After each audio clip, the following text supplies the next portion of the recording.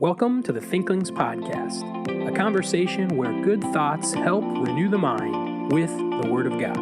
I'm Charlie Carter, and I'm here with Tim Little and Andy Stearns. Let's jump into the conversation.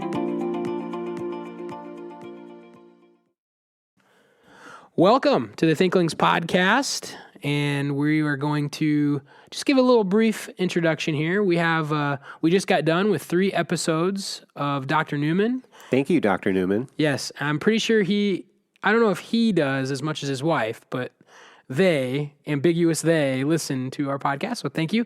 And we have another guest who's going to come up, and we're going to have him for at least 2, probably 3 weeks. And we're not going to tell you who that is yet. You're going to have to listen into the episode for a while to figure that one out. But we just got back from the seminary Q&A that happened over in the Nettleton gym. And you guys have any takeaways from that? It was really good. It was on the extent of the atonement. And Dr. Paul spoke primarily. He's got a book coming out on that topic. And I thought it was really helpful. There were a couple of things that I thought were helpful. Probably the first one is that he did so much research and primary sources on the topic of the atonement that it really clarified that there's not one atonement view in Calvinism, actually. It's really, I think today, if you look at the Calvinists that are the most vocal, you get one side of it, but historically, he was looking at Calvin and Luther and just lots of Protestant reformers. But even like all through Calvin himself, he wasn't taking the same view they take today. It was very helpful. I can't wait to read his book. He mentioned the book From Heaven He Came and Sought Her, which I've sold several in the bookstore.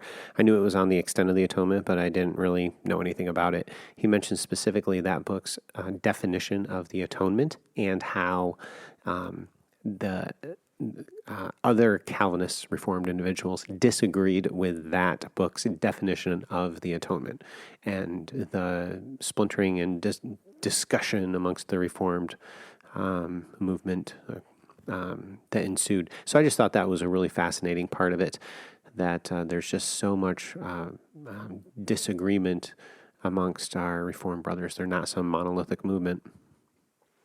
Yeah, the thing that I thought, it's been a while since I've done some heavy Reformed study, but just being reminded of the complexity of the issue. And what I just thought was kind of just anecdotally funny is just hearing Dr. Paul quip about, we've got this TULIP, acronym, and like that is just like not even close to like what the canons of Dort would say, and like these Reformed theologians even agree, like you can't boil it down to this. It's way too oversimplistic. And it's just good to remember sometimes when we study theology and we think we've figured it out, we have not. Well, Dr. Paul's read enough. He has. But for us, maybe if you've only read one... Hold on, let me say, and this will segue to something I want to say.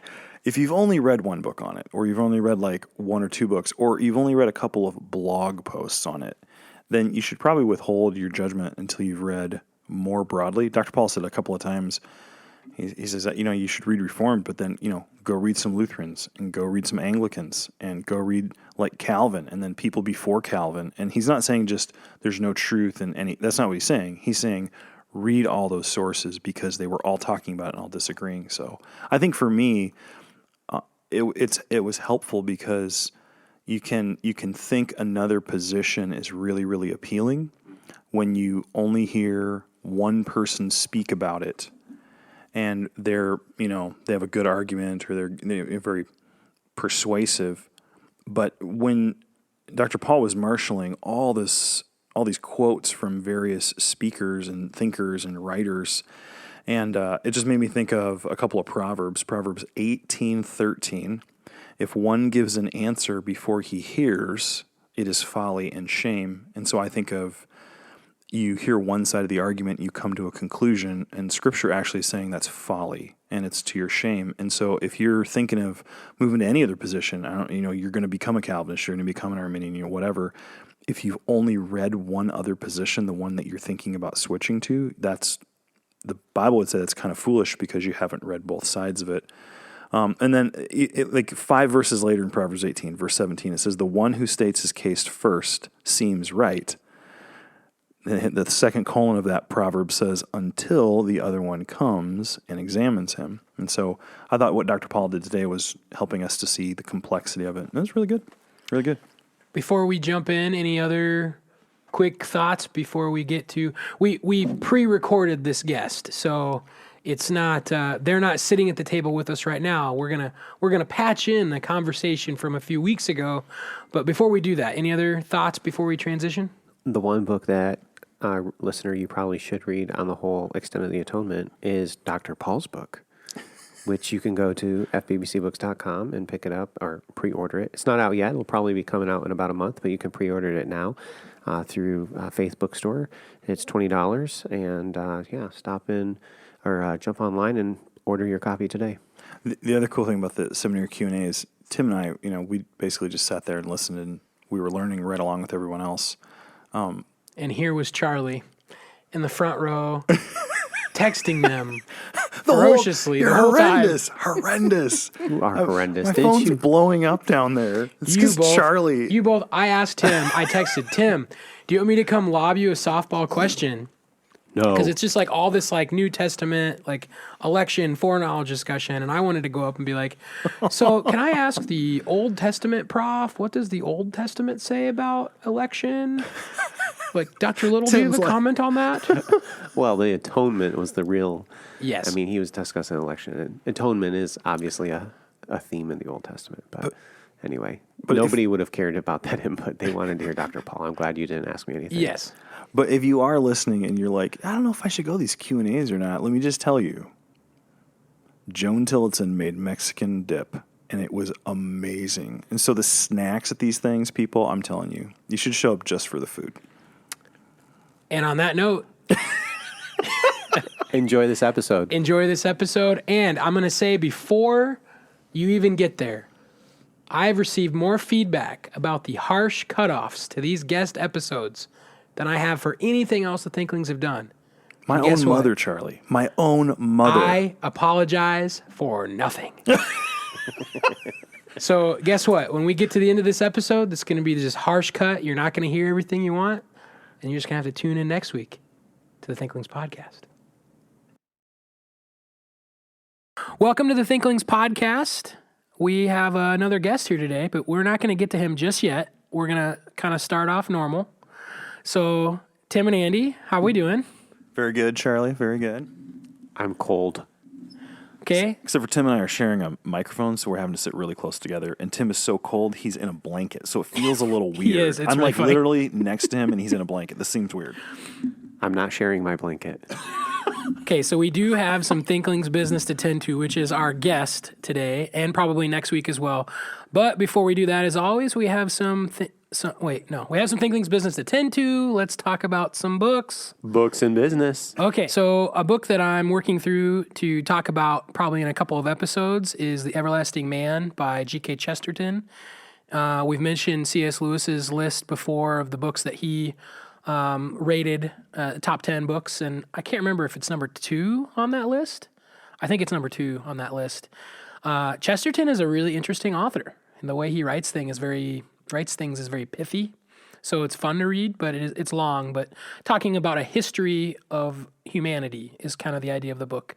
So, Yeah, Chesterton, like you mentioned that he's a pithy writer, it's very entertaining, but still very educational. So even his autobiography, he's very, pithy is a good word, like a bit of a smart aleck sometimes. Mm-hmm. So very, kind of the big takeaway right now from it is he talks about how people want to make a history of humanity, and how they start that practice is not history at all, because they go to before we have history.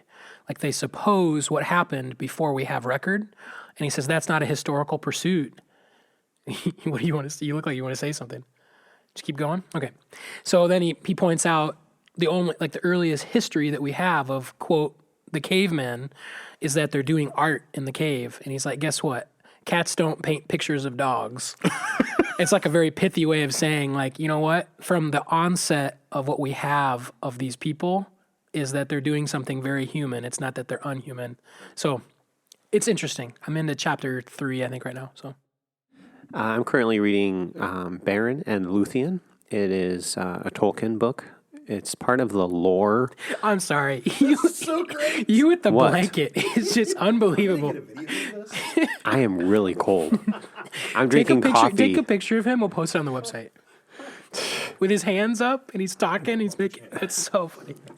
So I'm reading. I'm just going to keep going because they're keep doing going. whatever. Keep going. Beren and Luthien. It's actually a love story, and it's actually was one of Tolkien's books that he never finished, which is kind of odd in itself. Christopher Tolkien, which is J.R.R. Tolkien's son, has put together a lot of the pieces. The unfinished pieces of Tolkien concerning Beren and Luthien. And Charlie knows a lot about this too, so he might chime in at some point.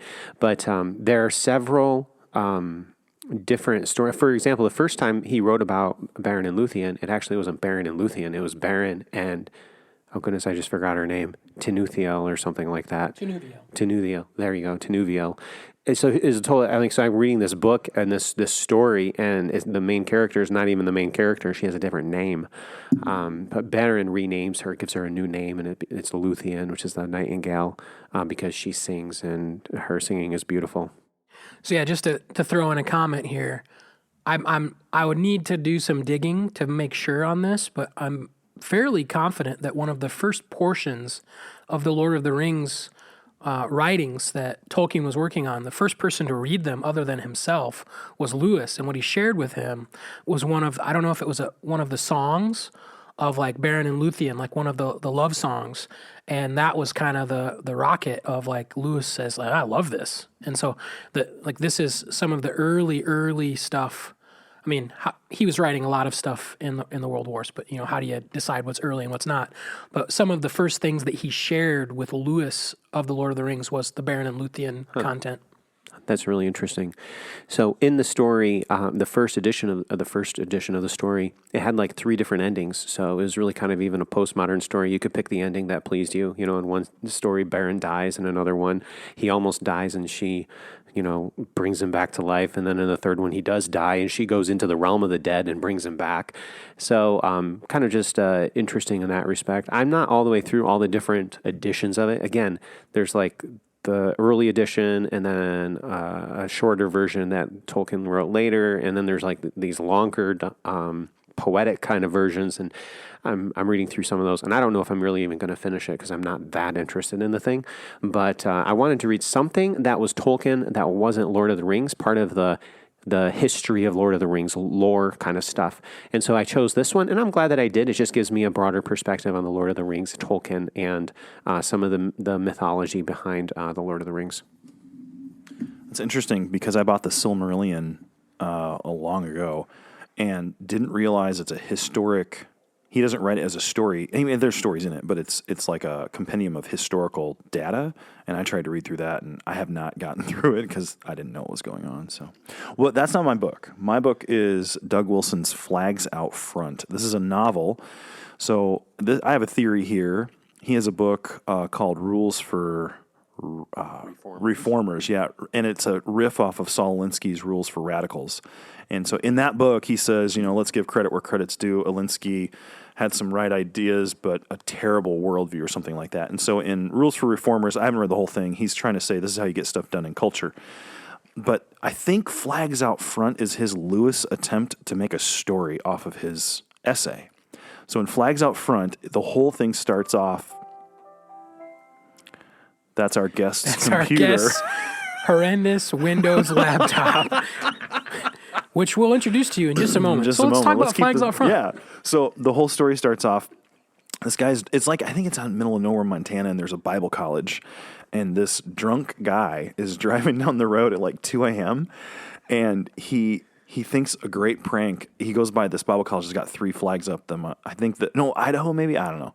It's got the state flag, the U.S. flag, and the Christian flag, and the center flagpole is the tallest with the U.S. flag. And he's like, he's drunk, and he's like, I'm going to mix these flags up. So he pulls them all down, and he puts the Christian flag up in the middle, and the United States flag and the state flag or whatever, and he drives off.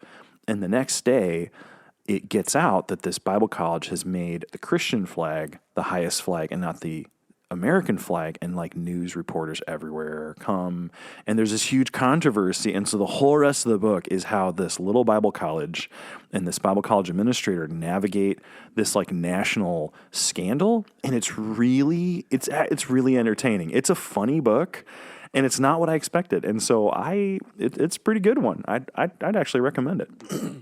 Tim, you've read that too, right? Yes, I have. Any thoughts on it?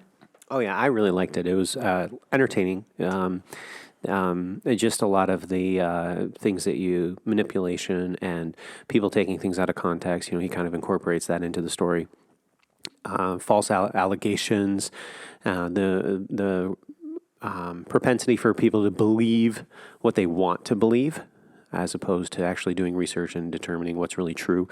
And then he even throws some a very common romance into it, which is kind of expecting you see that coming too. So it was just an entertaining read, and then that's kind of how I'd put it. I thought the other thing about it that was interesting is I think the overall point of the book is that sometimes there are real things that happen in real life, and you have to respond to those in a way of reality. And it doesn't mean you don't pray, but you pray and then you act. And so that, I don't know if he's trying to make a riff on be as wise as, or as shrewd as serpents and as innocent as doves. I'm not sure, but it's kind of like how you respond in real life. It was fun. It was a fun read. I think he's also making us think through our true allegiance. Is our true allegiance to America, or is it to Jesus? So, and that I think is valuable, something that we need to think through more as Americans. Okay, and then we've got one more at the table today. How do you introduce this guy? The myth, the legend. Why don't you intro yourself? Give us your name, what you do, and then if you have a book for our books and business, you just go right into it. Well, I am Doug Brown. Dun, dun, dun, dun. I'm really glad to be able to join you guys today. So, and what do you do, Doug?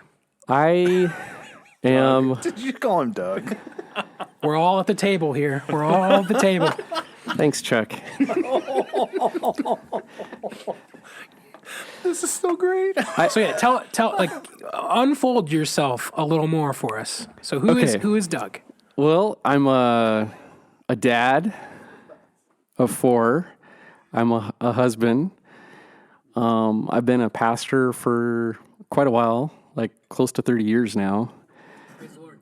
And I also teach here at Faith. I'm also the dean of the seminary, so I enjoy all of those different hats and roles that I play. But so I think, obviously, most people know me as someone who teaches in the seminary. Yes, so that's where we were chuckling. I called him Doug for all of my interaction. He has been Dr. Doug, Dr. Brown. Is Andy, your first interaction with him as students here? Yeah, I had him as, I don't know. I had him as student first. What about you? I think our relationship was more, he was my assistant pastor. I had you for like one class, I think, because you were just beginning to step into the seminary when I was leaving. Right. I think, yep. And then we had a couple classes together, maybe. Yeah, and actually I have a story to tell later about that, but yeah. Oh, let's tell stories now. Okay, so you go first. No, you go. Okay, so my first interaction... His face. Dr. Doug looks like mildly nervous. So my very first interaction with Dr. Brown was in 2009 at the Talents for Christ competition. And Dr. Brown was one of the preaching judges. I remember that. And I had never preached. I had a mom shout out to Kathy, a mom in my church in Williamsburg who's, Charlie, you need to do this. I think you'd do well with it. And I was planning to go to Faith, and if you do well, you get a scholarship to go to Faith. And Dr. Brown was one of the 3 judges. And I ended up doing fairly well in that competition. But what I remember is after the competition was over, Dr. Brown, I don't know Dr. Brown from anyone at this point, other than he was one of my judges. And he comes up and he's like, here's the deal.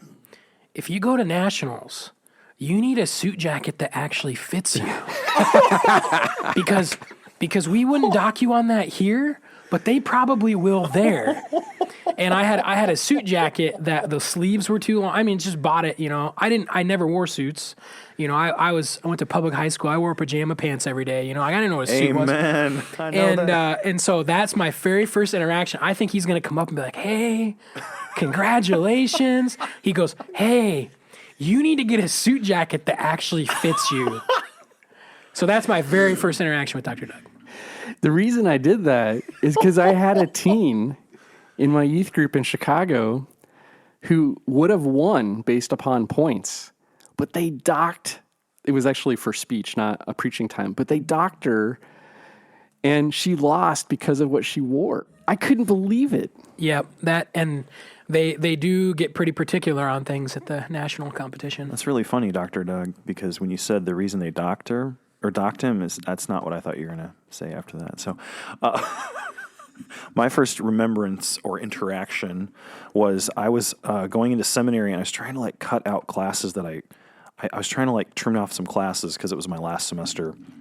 And so I was trying to replace one class with another, and I thought, I don't need to take this college teaching methods class. Why do I want to take theology? I was very stupid. And so I emailed this Dr. Brown guy and asked if I could replace his class with some seminary guy. I don't know what it was. And he called me and he's like, Andy, I really think this class is very important. And if you're going to be in ministry, you really need to know how to teach. And so I'm not going to allow you to change the class with another one. And I was a little mildly miffed at him. Looking back in college, that was one of the top 3 classes I took. And I'm super thankful that I did. And I wouldn't be doing what I am today if I hadn't taken that class. So, my memory was a good one. But he's also pretty funny. I have many, many good memories that we don't have time to share because you guys kind of just dabbled into Dr. Brown. I had him in undergrad. I had him in seminary. I've had probably at least a dozen or more classes with you. So there's a lot of interaction, a wealth of stories. Plus, you're a prankster, so. The best prank we ever did, you need to go over to the Shepherdology podcast, and Dr. Taylor's wife, Faith Taylor, is a prankster, and her and I teamed up one time, and we did a pretty fun one, but we don't have a lot of time for this. Let's get back to books and business. Do you have a book title you've been working on, reading recently that you might want to throw out? I just finished reading, I know this isn't a thought-provoking book in that sense, but I just finished reading Doug Moo's commentary on James, and I really enjoyed that. I was teaching through the book of James and just found, he's always so readable, and so I really enjoyed that. I'm also reading a few different books right now on worldviews, and so I'm reading, for example, I think it's Mark Ward's, I think it's just called A Biblical Worldview book. It's actually a curriculum for high school students, and so I'm preparing this for a series that I'm doing for our youth ministry at our church. So on commentaries on James, would you put Moo at the top or just near the top, or maybe our readers might be interested in just a good commentary on James? Yeah, he has 2. And so the one that's the more technical one, I think, is in the Pillar series, and that's going to have more of the language and stuff like that. The one I actually read... Biblical languages is what he's referring to there. Yeah, and the one that I read was more the Tyndale one because I was doing it more for just teaching and stuff like that. So yeah, bestcommentaries.com. The Pillar is the highest rated James commentary, and then his the TNTC is the third. So they're both rated very highly.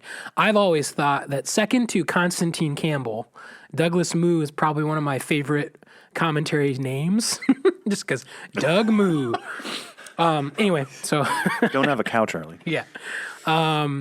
So something that we do here, Dr. Brown, we've contrived this scale. We call it the Thinklings goodness scale, and so we place books on the scale. It's a 1 to 10. Every book on the list we're saying is really good. So a 1 is not a low, poor rating. It's a 1 is good, but a 10 is much more good. So if you had to put that commentary on a goodness scale, how good do you think it is? Put a number to it. Oh, I mean, it's very, very helpful and useful. I'd put it maybe a 7 or 8 or something like that, Yeah, I don't know if I have that one. I have the Pillar one, and I really like that one. But So, shall we transition into the bulk of our content today? Let's do it. Okay, so what we like to do with the guests is we know, Tim and Andy and I, we know that we know our guests probably much more than you do.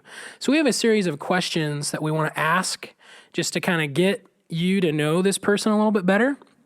And then the main topic that we'd like to discuss in this episode, and then probably the subsequent episode, we're going to talk about hermeneutics and dispensationalism. And we'll probably start in the hermeneutic realm and then bleed into the dispensational realm. We'll just see how that unfolds. But we do have some questions that we're going to ask first. So, Dr. Brown, why are you a teacher? How did you get here? Just give us a short, this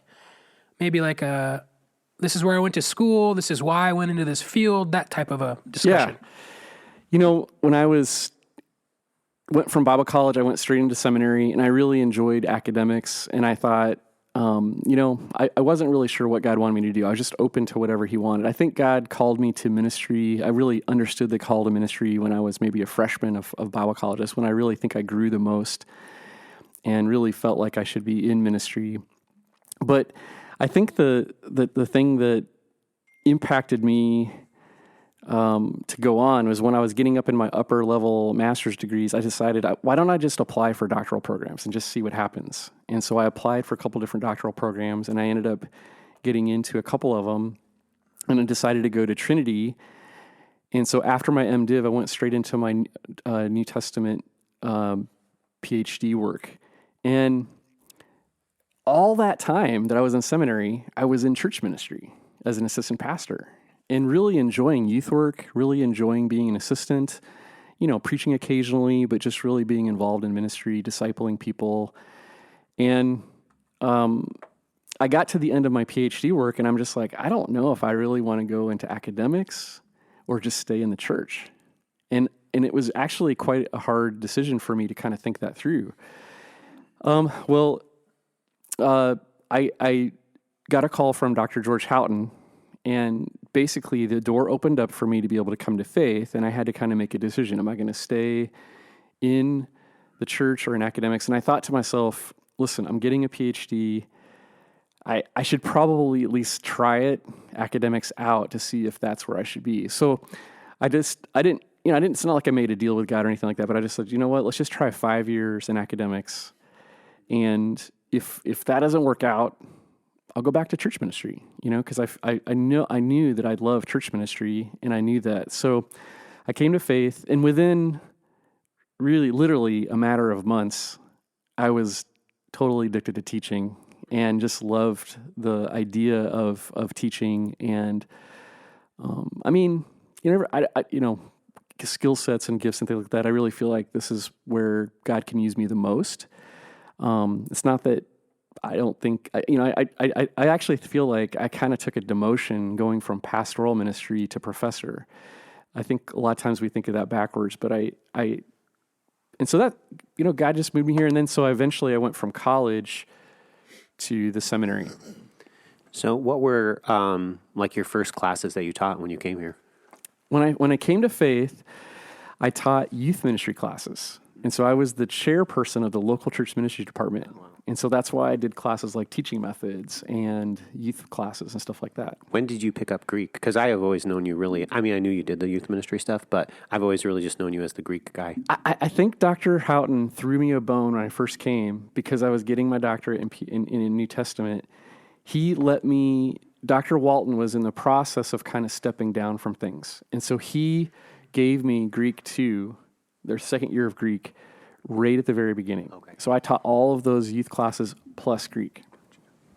Yeah, so that's another thing that I remember is one of the reasons I came to faith was I was really excited about learning the languages from Dr. Jeff Newman and Dr. Doug Brown, and was surprised when I had enrolled in Greek and actually had Andy Stearns over here. Surprised, not disappointed. No, that was actually one of the biggest blessings of my undergrad was that I got to be in his first Greek class. That was phenomenal. I think it started as disappointment and then maybe became surprise. I remember that conversation with Dr. Newman in Jordan Hall. I was like, I'm so excited for Greek next week. And he goes, oh, I'm not teaching Greek this year. My TA, Andy Stearns, is teaching it. That's an excellent Newman voice impression right there. Well, we'll see what he thinks about it. But anyway, so yeah, I remember early on, I think I was a freshman. I hadn't started Greek yet. And Dr. Brown, you were in Benson eating, and we were sitting at the table and we're talking about Greek. And you're like, here's the deal. If you want to know Greek, you need to know vocab. Like, there's just no way around it. And I was like, vocab? Who needs to learn vocab? That's not, but that's now learning all of these languages with Tim. It's like, if you don't know the words, you don't know the words. It's kind of just how it is. So that's another great memories. Like, you just need to memorize probably about like 800 words. And I'm like, what? Thank you for listening to this episode of the Thinklings podcast. We would love to hear from you. If you have any feedback, suggestions, or potential topics that you'd like us to discuss, you can contact us through our email, thinklingspodcast@gmail.com. Remember, don't let this conversation end with this podcast. Read good books, talk about them with your friends, and always continue to cultivate your mind. See you next time on the Thinklings podcast.